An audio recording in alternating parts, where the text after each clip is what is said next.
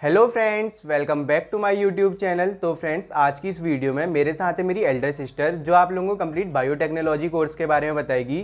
Biotechnology course क्या होता है, बायोटेक्नोलॉजी कोर्स करने के लिए हमारी क्वालिफिकेशन क्या क्या चाहिए होती है, और बायोटेक्नोलॉजी करने के बाद हमारे पास फ्यूचर में क्या क्या स्कोप होते हैं। तो वीडियो को स्टार्ट करने से पहले मैं आप लोगों को एक बात बताना चाहता हूँ। उसने अपनी बायोटेक्नोलॉजी कंप्लीट करी है विद द परसेंटेज ऑफ 85। तो चलो शुरू करते हैं आज की वीडियो।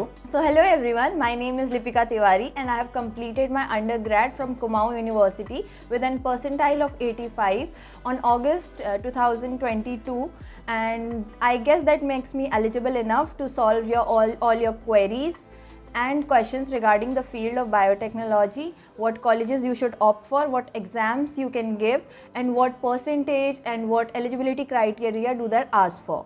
तो हमारा बायोटेक्नोलॉजी कोर्स होता क्या है बेसिकली, और वो किन स्टूडेंट्स को करना चाहिए? सो बायोटेक्नोलॉजी एक्चुअल में हर बीएससी प्रोग्राम की तरह एक प्रोफेशनल कोर्स है, लेकिन ये होता 3 साल का ही है। और बायोटेक्नोलॉजी एक्चुअल में 2 टाइप के होते हैं, एक होता है बीटेक बायोटेक्नोलॉजी, एक होता है बीएससी बायोटेक्नोलॉजी।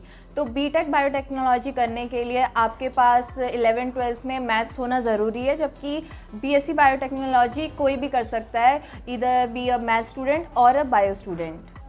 और इसके बाद अगर आप हमसे पूछें कि इसमें एग्ज़ाम्स क्या क्या होते हैं, तो आप इसमें ज़्यादातर तो मेरिट बेसिस में ही एंट्रेंस होता है। और यूनिवर्सिटीज़ भी, क्योंकि हमारे टाइम पे तो ये कोर्स नया नया इंट्रोड्यूस हुआ था, तो उस टाइम पे ये ज़्यादा गवर्नमेंट इंस्टीट्यूट्स में अवेलेबल भी नहीं था। लकीली हमारे एरिया में सिर्फ एक ही कॉलेज था जहाँ पे बायोटेक्नोलॉजी अवेलेबल था, और वो कुमाऊं यूनिवर्सिटी से एफिलिएटेड था। बट अगर आप ओवरऑल इंडिया की बात करें तो ओवरऑल इंडिया में आई गेस जितने भी आईआईटीज़ हैं वो आपको बायोटेक्नोलॉजी प्रोवाइड करवाते हैं। इन्हीं के साथ अगर आप कोई अदर रेप्यूटेड यूनिवर्सिटीज़ की बात करें, जैसे कि बीएचयू की हो गया, जामिया मिलान यूनिवर्सिटी हो गया, दिल्ली टेक्निकल यूनिवर्सिटी हो गया, तो ये यूनिवर्सिटी काफ़ी रेप्यूटेड है अपने बायोटेक्नोलॉजी प्रोग्राम्स के लिए। बट यहाँ पे आपको एंट्रेंस बेसिस प्लस आपके मेरिट के बेसिस पे ही एंट्रेंस मिल सकता है, और कोई आपका सोर्स नहीं है जिसके थ्रू आप इन कॉलेजेस में जा सकें। तो बायोटेक्नोलॉजी करने के लिए हमारी क्वालिफिकेशन क्या क्या नीड होती है हमको? तो बायोटेक्नोलॉजी करने के लिए किसी और, जैसे कि और बीएससी एंट्रेंस एग्ज़ाम्स हैं, इसकी मिनिमम रिक्वायरमेंट भी 50% ही होती है। लेकिन क्योंकि एक प्रोफेशनल कोर्स है तो शायद आपको 50% के अंदर अच्छी यूनिवर्सिटीज़ ना मिल पाएँ। लेकिन आपको किसी प्राइवेट यूनिवर्सिटी से भी करना है तो इसकी minimum requirement I guess first division होती है। अगर आपकी फर्स्ट डिवीज़न दैट इज़ 60+ है तो आप इजीली किसी भी प्राइवेट यूनिवर्सिटी से बायोटेक्नोलॉजी कर सकते हैं। लेकिन अगर आपको किसी अच्छे रेप्यूटेड कॉलेज से करना है, जिसके बाद आपकी जॉब अपॉर्चुनिटीज़ या फिर एक्सपीरियंस के लिए अगर आपको किसी लैब में इंटर्नशिप्स वगैरह करनी है, तो उसके लिए अगर आपको चांसेस चाहिए तो आपको एटलीस्ट 85 या फिर 90 आपकी कट ऑफ परसेंटाइल होनी चाहिए 12th में। उससे नीचे कोई भी अच्छा कॉलेज आपको बायोटेक्नोलॉजी कोर्स अलॉट नहीं करता है। तो अभी आपने बताया हमें अपना बायोटेक्नोलॉजी अच्छी यूनिवर्सिटीज़ से करना चाहिए, तो अच्छी यूनिवर्सिटीज़ जैसे हम कौन कौन सी यूनिवर्सिटी से कर सकते हैं अपना बायोटेक्नोलॉजी? अच्छी यूनिवर्सिटी जैसे कि जितनी भी आईआईटीज़ हैं, आईआईटी बॉम्बे, आईआईटी रुड़की, ये सब आपको बायोटेक्नोलॉजी कोर्स प्रोवाइड कराते हैं। और ये यूनिवर्सिटीज़ के साथ साथ आपकी जो बहुत फेमस यूनिवर्सिटीज़ हैं वो हैं दिल्ली टेक्निकल यूनिवर्सिटी, जामिया मिलान, बीएचयू। ये जो यूनिवर्सिटीज़ हैं ये आपको बीएससी करने के बाद एक ज़्यादा ब्रॉड स्पेक्ट्रम प्रोवाइड कराती है। आप यहाँ से बहुत अच्छे अच्छे इंस्टीट्यूट्स में या फिर लैब्स में रिसर्च वर्क के लिए भी आगे जा सकते हैं। लेकिन अगर आप किसी प्राइवेट यूनिवर्सिटी से करेंगे तो शायद आपके इन चीज़ों के चांसेस कम हो जाएं। तो अभी आपने बताया इन सब का एंट्रेंस एग्ज़ाम होता है आईआईटी, तो अगर हमको आईआईटी में अपना एडमिशन लेना है तो उसके लिए हमको अपना एंट्रेंस एग्ज़ाम कौन सा देना पड़ेगा? आपको अगर बीएससी से बीएससी के लिए बायोटेक्नोलॉजी सब्जेक्ट के लिए किसी भी कॉलेज में एंट्रेंस लेना है तो उसका एक कॉमन एग्ज़ाम होता है, वो होता है CUET, ये या फिर KITTE या फिर KCET। ये कुछ एग्ज़ाम्स हैं जिनके बारे में मुझे नॉलेज है, बाकी का लिंक्स हम आपको प्रोवाइड करवा देंगे। उसके अलावा आपको मेरिट के बेसिस पे भी काफ़ी यूनिवर्सिटीज़ में बिना एंट्रेंस के एडमिशन मिल जाता है, उसके लिए भी हम आपको लिंक प्रोवाइड करवा देंगे कि कौन कौन सी यूनिवर्सिटीज़ में आपकी अगर परसेंटेज 90 या 95+ है तो आप अप्लाई कर सकें। और बाकी जो एग्ज़ाम्स है, अगर आपको एंट्रेंस एग्ज़ाम के थ्रू कॉलेजेस ऑप्ट करने हैं तो उसकी भी इंफॉर्मेशन हम आपको प्रोवाइड करवा देंगे। तो अगर कोई अपनी अंडर ग्रेजुएशन में बायोटेक्नोलॉजी पढ़ना चाहता है तो उसको सब्जेक्ट्स क्या क्या पढ़ने पड़ेंगे?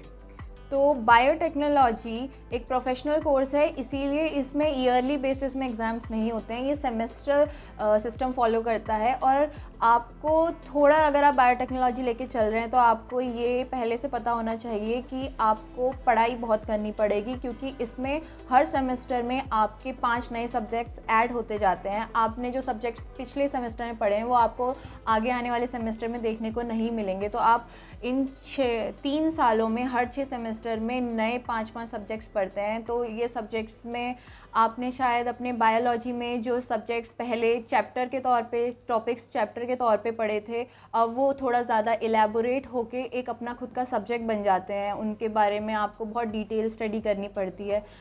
If I have to name a few तो वो होंगे microbiology, animal biotechnology, plant biotechnology and many more. तो आप ये लेके चलिए कि बायोटेक्नोलॉजी में आपको ऐसे सब्जेक्ट्स देखने को मिलेंगे जो शायद आपने पहले नहीं पढ़े होंगे। तो ऐसे कौन कौन से सब्जेक्ट्स होते हैं जो 11th-12th में हमने नहीं देखे होते हैं अगर हम लोग बायोटेक्नोलॉजी करना चाहते हैं फर्दर? जैसे कि बीइंग अ बायोलॉजी स्टूडेंट, मैं जब बायोटेक्नोलॉजी ऑप्ट किया था तो मुझे नहीं पता था कि मुझे मैथमेटिक्स भी पढ़नी पड़ेगी। तो मेरे लिए that was a shock. I had mathematics in my first semester. उसके बाद आपके जो कोर्सेज होते हैं, बायोस्टैटिक्स आ जाता है जो आपने शायद पहले नहीं पढ़ा होगा। बायोस्टैटिक्स के साथ साथ आपकी डीएनए टाइपिंग आ जाती है। तो ये कुछ ऐसे कोर्सेज हैं जो आपको नए देखने को मिलेंगे और जिनके लिए शायद आपको थोड़ी मेहनत करनी पड़ेगी।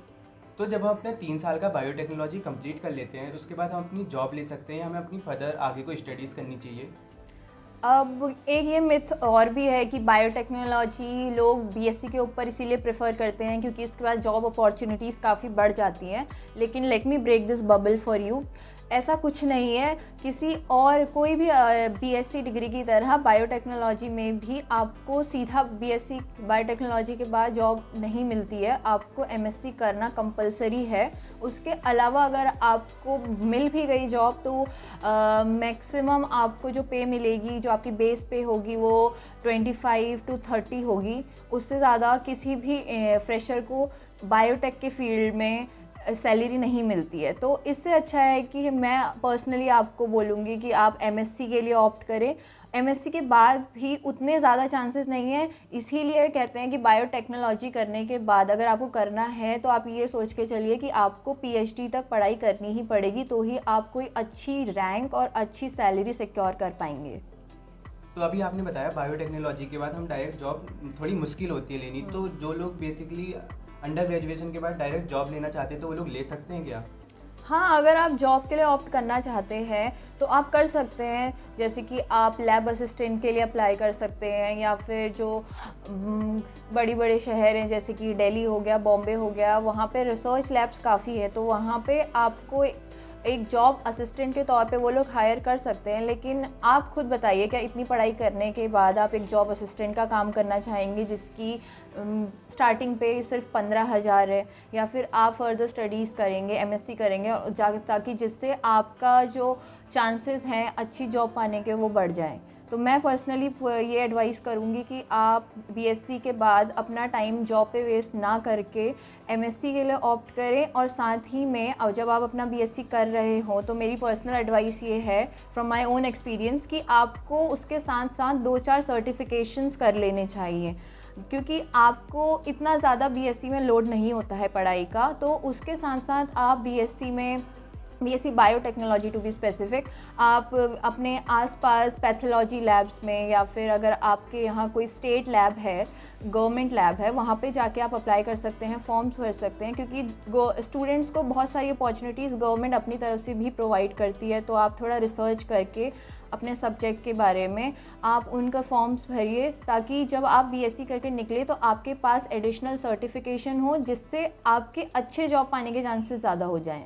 तो अभी आपने हमारे व्यूवर्स को बताया हम बायोटेक्नोलॉजी के बाद जॉब तो कर सकते हैं बट इतनी हाई फाई जॉब नहीं कर सकते हैं, तो हम अपना मास्टर्स खाली बायोटेक्नोलॉजी में ही कर सकते हैं या किसी और फील्ड में भी कर सकते हैं? नहीं, आप अपना मास्टर्स के लिए अगर आप चाहें आपका बायोटेक्नोलॉजी, क्योंकि आप जब 3 साल ये कोर्स पढ़ेंगे तो आपको पता तो चल ही गया होगा कि आपका इंटरेस्ट इसमें है भी या नहीं, या फिर आप अपना फ्यूचर इस फील्ड में आगे देखते हैं, या फिर आपको इतना टाइम पीएचडी में वेस्ट नहीं करना है, आपको जल्दी जॉब चाहिए, तो उसके लिए आप अपना फील्ड भी चेंज कर सकते हैं, या फिर आप एमएससी बायोटेक्नोलॉजी ना करके एमएससी माइक्रोबायोलॉजी या फिर सिंपल एमएससी के लिए भी ऑप्ट कर सकते हैं। लेकिन अगर आपको बीएससी के बाद अच्छी हाई पेइंग और डायरेक्ट जॉब चाहिए तो आप एमबीए के लिए भी अप्लाई कर सकते हैं, क्योंकि एमबीए के लिए ऐसी कोई रिक्वायरमेंट नहीं है। आप बीएससी हो, आप बीटेक हो, आप बीकॉम से हो, आप एमबीए के लिए अप्लाई कर सकते हैं। लेकिन क्योंकि आप बायोटेक्नोलॉजी स्टूडेंट हैं तो आपके पास एक एडिशनल बेनिफिट ये होगा कि एमबीए आपको एक एमबीए बायोटेक्नोलॉजी कोर्स करके भी प्रोवाइड करवाता है। ये कोर्स ज़्यादा लोग इसके लिए अप्लाई नहीं करते हैं, तो आपके चांसेस काफ़ी बढ़ जाते हैं एमबीए बायोटेक्नोलॉजी में अच्छे कॉलेजेस में सीट पाने के लिए। अगर आप अच्छे थोड़ी सी भी मेहनत करके एमबीए बायोटेक्नोलॉजी के लिए अप्लाई करें तो आप अच्छे इंस्टीट्यूट जैसे कि आईआईएम्स में भी एडमिशन पा सकते हैं। तो अगर हम लोग फर्दर अपना मास्टर्स करना चाहते हैं तो हमारी अंडर ग्रेजुएशन में हमारी कितनी % होनी चाहिए बायोटेक्नोलॉजी में? अगर आपको बायोटेक्नोलॉजी से ग्रेजुएशन करने के बाद मास्टर्स करना है तो अब आपने अगर मोस्टली स्टूडेंट्स को स्टार्टिंग में अच्छा कॉलेज नहीं मिल पाता है तो आप निराश मत होइए। आप एमएससी जो कि ज़्यादा मैटर करता है बैचलर से, आप अगर उस पर मेहनत करके अपने बैचलर से मेहनत करके अच्छा स्कोर ले आते हैं तो आप किसी भी अच्छे इंस्टीट्यूट में एडमिशन ले सकते हैं और उसके बाद आपकी अच्छी जॉब तो लगेगी, साथ में आपको एक रेप्यूटेड रैंक में जॉब लगेगी, जो शायद आप अगर बीएससी अच्छे इंस्टीट्यूट से करते तो भी उतना आपके चांसेस नहीं होते। तो अगर मैं अगर एक बॉल पार्क मेजर दूँ तो आपके एटलीस्ट 80+ तो होना ही चाहिए। 80+ से नीचे कोई भी अच्छी यूनिवर्सिटी आई डोंट थिंक आपको एमएससी में एडमिशन देगी अच्छे कॉलेज में। और ये इसीलिए ये ऐसा नहीं है कि इसके बाद आपको एंट्रेंस नहीं देना पड़ेगा, आपको ऑब्वियसली एंट्रेंस देना पड़ेगा, आपको आईआईटी जैम देना पड़ेगा जिससे आप आईआईटी मुंबई या फिर आईआईटी रुड़की जैसे कॉलेजेस में बायोटेक के लिए ऑप्ट कर सके।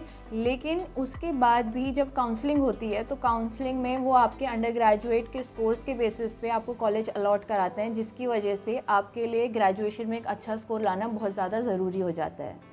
तो बेसिकली आपने एक पूरा कंप्लीट ओवरव्यू दे दिया हमारे व्यूवर्स को बायोटेक्नोलॉजी के लिए। तो अगर मैं आपसे पूछूं आपका 3 साल का एक्सपीरियंस कैसा रहा, तो आप अपना क्या देना चाहेंगे ओवरव्यू एक? मेरा पर्सनल एक्सपीरियंस ऐसा था कि जब मैंने बायोटेक्नोलॉजी के लिए ऑप्ट किया, मेरे को कुछ नहीं पता था कि what this subject have to offer. मेरे को कोई आइडिया नहीं था कि इसमें क्या क्या सब्जेक्ट्स होंगे, because I applied at a very last moment. उस टाइम तक सारे एडमिशन फॉर्म्स जो थे वो क्लोज़ हो चुके थे, तो मेरे पास ज़्यादा ऑप्शंस भी नहीं थे। तो जब मैंने बायोटेक्नोलॉजी में एडमिशन लिया तो मेरे को थोड़ा सा डिफ़िकल्टी हुई थी, क्योंकि टॉपिक्स बहुत सारे नए नए थे। तो स्टार्टिंग में मैंने और इतना ध्यान भी नहीं दिया था, और उसके बाद फिर हमारे टाइम पे लॉकडाउन भी लग गया था, तो हमको सेल्फ स्टडी ही करनी पड़ी थी, क्योंकि ऑनलाइन क्लासेस उतना रेगुलरली हो नहीं रही थी। तो मोस्टली जो था हमें सारे टॉपिक्स खुद समझ के खुद ही करने पड़े थे। तो स्टार्टिंग में थोड़ा डिफ़िकल्ट था, लेकिन उसके बाद क्योंकि बायो मेरा कोर सब्जेक्ट था और मेरे को बायो में पहले से बहुत इंटरेस्ट था, तो धीरे धीरे करके मेरे को समझ आने लगे टॉपिक्स। उसके बाद फिर मेरा स्कोर भी है जो बहुत अच्छे से इम्प्रूव हुआ लास्ट में।